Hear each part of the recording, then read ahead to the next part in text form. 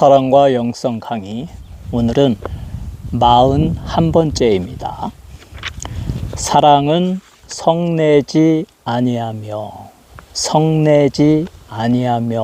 대해서 살펴보도록 하겠습니다.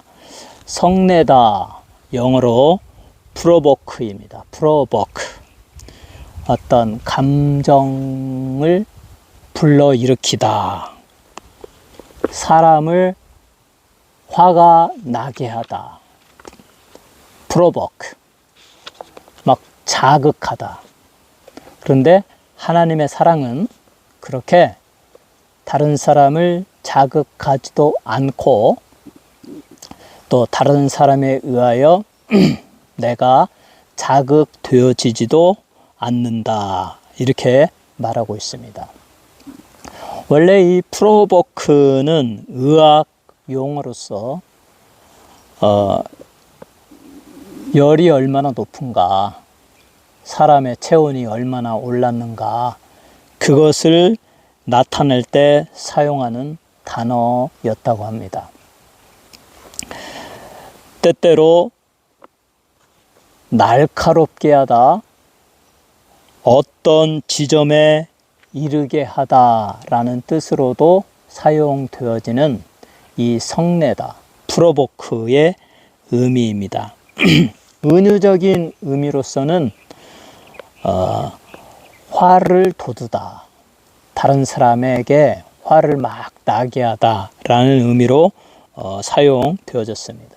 이 프로보크가 능동적인 의미로 사용되어질 때, 능동적 의미로 사용할 때 막 다른 사람을 막 화나게 하는 것, 분노를 불러일으키는 것, 막 그 다른 사람의 막 그 심장을 막 후벼 파는, 그냥 막 신랄한 그 비난을 막 하고 안 좋은 말 할 때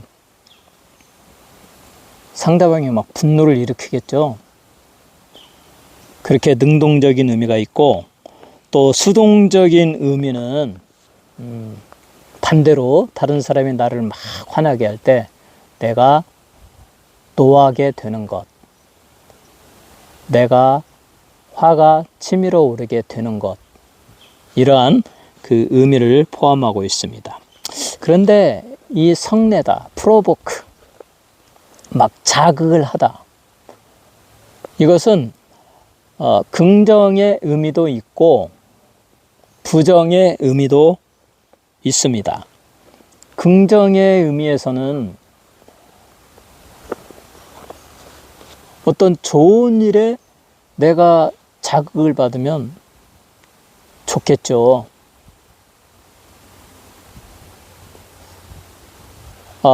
지금 우리 100세 시대에 그 많은 사람들이 주변에 보니까 좋은 약도 먹고 또 운동도 열심히 하고 체육관에도 가고 또 등산도 하고 하면서 100세의 꿈을 꾸고 있는 모습을 보면서 어떻습니까? 전혀 생각하지 못했던 우리는 자극을 받죠. 저 사람은 저렇게 운동을 열심히 하는구나, 저렇게 음식을 잘 먹는구나. 자극을 받으면 어떻게 돼요? 나도 건강식으로 먹고 또 열심히 운동을 하죠. 저는 이 방송을 보는 여러분이 저를 통해서 좀 자극을 받았으면 좋겠습니다. 저는 월요일부터 금요일까지 왕복 8마일에 저 높은 산에서 내려와 가지고 다시 산 꼭대기를 넘어서 와 가지고 여기서 다시 또 이 꼭대기를 올라가서 내려가 가지고 또 저 높은 산으로 올라가는 8마일의 트레일을 월요일부터 금요일까지 매일 걷습니다. 그리고 이 자리에 있는 거죠. 그러니까 4마일 걸어서 여기에 와서 우리 하나님을 영적으로 찬양하고 또 하나님께 나의 소원을 아뢰고 기도하고, 그리고 성령이 주시는 그 감동의 마음으로 사랑과 영성 강의를 녹화하는 거죠. 교회에서도 물론 할 수 있죠. 저희가 미국 교회를 렌트해서 사용하고 미국 교회에 저희 교회에 이런 녹화할 만한 곳이 있긴 합니다. 그런데 저는 녹화를 하기 전에 적어도 30분 뜨겁게 찬양하고 싶고, 적어도 30분에서 45분, 때로는 1시간 통성으로 기도하고, 그리고 나서 이것을 강의하고 싶은 거예요. 그러면 이제 그때 강의는 뭐 내가 내 지식으로 하는 것보다 여기에 기본적인 대략 내용은 있지만 성령을 의탁하여서 기도하는 거, 이 강의를 하는 거죠. 성령님이 주시는 은혜로, 지혜로, 성령의 음성으로 강의하지 않으면 아무 의미가 없다. 그러니까 저는 어떻게 합니까? 내가 찬송하는데 방해받지 않고 마음껏 기도하는데 방해받지 않은 곳은 여기밖에 없다. 그래서 월요일부터 금요일까지 여기를 오고, 오는 동안 육체는 건강해지고 내 영혼은 기쁘고 하나님을 찬양하고 성령으로 충만하고, 그리고 거기에 더하여 또 이 하나님의 사랑이라는 주제를 가지고 계속 강의를 할 수 있으니까 얼마나 좋습니까? 이 말을 하는 것은 우리가 이 100세 시대에 우리 하나님이 보호해 주시고 축복해 주시기를 간절히 기도하고, 성경은 분명히 말하고 있어요. 여호와를 경유하는 자가 장수할 것이요. 또 잠언서에는 여호와를 경유하고 그의 말씀을 마음으로 지키는 자가 장수할 것이요, 그것이 그로 하여금 평강한 인생을 살게 할 것이다. 그러니까 하나님을 경유하고 하나님의 말씀을 사랑하고 읽고 지키고 순종하는 자가 결국은 장수하고 또 평강한 인생이니까 건강하고 이런 재난, 질병 이런 것을 다 피해가고 평안한 인생을 살게 된다. 그런데 하나님은 거기다 한 가지 인간의 책임을 부여해 주셨습니다. 네가 아무리 여호와를 경외하고 아무리 하나님의 말씀을 읽고 사랑하고 좋아해도 운동하지 않는다면 너의 운동까지 나는 책임져 주지 않는다. 우리 하나님은 그렇게 말씀하십니다. 운동하는 것은 여러분의 책임이에요. 아무리 우리가 기도 열심히 하고요, 또 하나님 경외해도요, 맨날 집에서 이렇게 활동하지 않으면요, 당뇨병에 고혈압에 여러 가지 질병에 시달리게 됩니다. 그러니까 첫째, 하나님을 경외하라. 둘째, 하나님의 말씀을 사랑하고 읽고 순종하라. 세 번째, 운동하라. 여러분도 운동의 습관을 길러야 됩니다. 체육관에 피트니스에 가서 뭐 근력 운동과 뭐 이렇게 트레이드밀에서 걷는 것도 좋고, 저처럼 이렇게 좋은 트레일을 하나 선택해 가지고 매일 걸어도 좋고, 또는 뭐 골프를 쳐도 좋고, 각자 자기에 맞는 운동 코스를 선택해서 첫째는 하나님을 믿고 경외하고 하나님을 기뻐하고, 둘째는 하나님의 말씀을 사랑하고 묵상하고 즐거워하고 그것을 순종하고, 셋째는 열심히 운동하라. 그러면 여러분 모두가 다 100세까지 살 것입니다. 이렇게 성내다라는 의미는 좋은 의미가 있어요. 좋은 면에서 자극받는 것. 바울이 그랬죠. 아덴의 거리를, 그리스의 아덴의 거리를 보는데 온 도시가 그냥 우상으로 가득 찼어요. 우상으로 가득 찼어요. 알지 못하는 신, 뭐 여러 가지 신상들을 만들어 놓고 그것들을 신이라고 섬기고 있어요. 만약에 우리가 경주에 간다면, 경주 불국사도 있는데 그 불교 문화가 절과 그 모든 것을 다 이렇게 그 도시를 자리 잡고 있지 않겠습니까? 바울이 아덴의 그 우상의 도시를 보고 자극을 받고 화가 났듯이 우리 대한민국 그리스도인은 또 그와 같은 불교와 같은, 왜냐하면 태초에 하나님이 천지를 창조하시니라. 우리 하나님이 이 세상을 창조하셨는데, 불교는 범신론이잖아요. 만물이 곧 신이고 신이 곧 만물이다. 그래서 우주는 그냥 영원히 존재하는 것이고 인간은 만물에서 와서 만물로 돌아갈 뿐이다. 이렇게 말하잖아요. 우리 하나님이 이 만물을 창조하셨어요. 만물의 주인이 하나님이에요. 그러니까 벌써 다르잖아요. 그러니까 우리는 어떻게 해야 되겠어요? 바울처럼 긍정적인 의미에서 자극을 받아야 된다. 저 불교도인들에게 어떻게 범신론이 잘못되고 우리 하나님이 우주 만물을 창조하시고 인간이 타락하고 그러므로 말미암아 우리 하나님의 아들 위아들 예수 그리스도를 보내주시고 누구든지 그를 믿는 자마다 영생을 얻게 하셨다라는 이 기독교 세계관을 잘 설명할 수 있을까? 우리는 자극받아야 되죠. 이렇게 바울은 아덴의 도시에서 프로보크 막 성질이 나가지고 열심히 이 사도행전에 보면 가서 열심히 복음을 전했다. 그 복음을 전했는데 그 복음의 주 내용이 예수의 십자가와 부활이었다. 너희는 알지 못하는 이 돌로 나무로 만든 곳의 우상에 대해서 지금 섬기고 있다.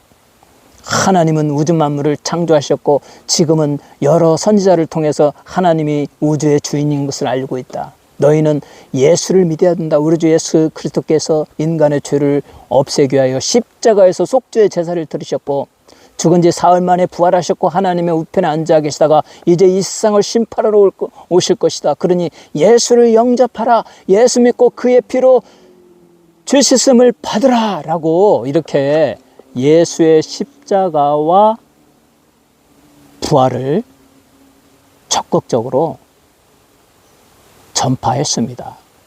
이게 성례다라는 긍정적인 의미에 자극되다라는 의미가 있습니다. 이 두 번째, 또 이제 그 히브리서 10장 24절에 보면 서로를 돌아보아 사랑과 선행을 격려하며 자극하며 이 stimulate 아주 자극하라. 사랑과 선행 이 좋은 일에는 서로 자극하고 서로를 격려하라. 그러니까 이런 좋은 의미죠. 그 다음에 부정적인 의미에서의 성례다. 이것은 다른 사람을 괴롭게 하다 또는 노하게 하다라는 뜻으로 사용되어졌습니다. 바로 그것을 하지 말라는 거죠. 사랑은 성내지 아니하며 사랑은 다른 사람을 괴롭게 하지 아니하며 또 다른 사람이 나를 괴롭게 함으로 내가 자극되어져서 나쁜 의미의 자극이 되어서 화를 내지 아니하며 이와 같은 의미의 부정적인 의미의 자극이 되는 것이 있습니다. 일상생활에서 다른 사람을 희생시키고 또 자기의 욕심을 다른 사람에게 강요시키면서 다른 사람을 힘들게 하는 경우가 있습니다. 이런 때 나쁜 의미의 그 사람을 자극해서 그 사람으로 하여금 화를 내게 만드는 것입니다.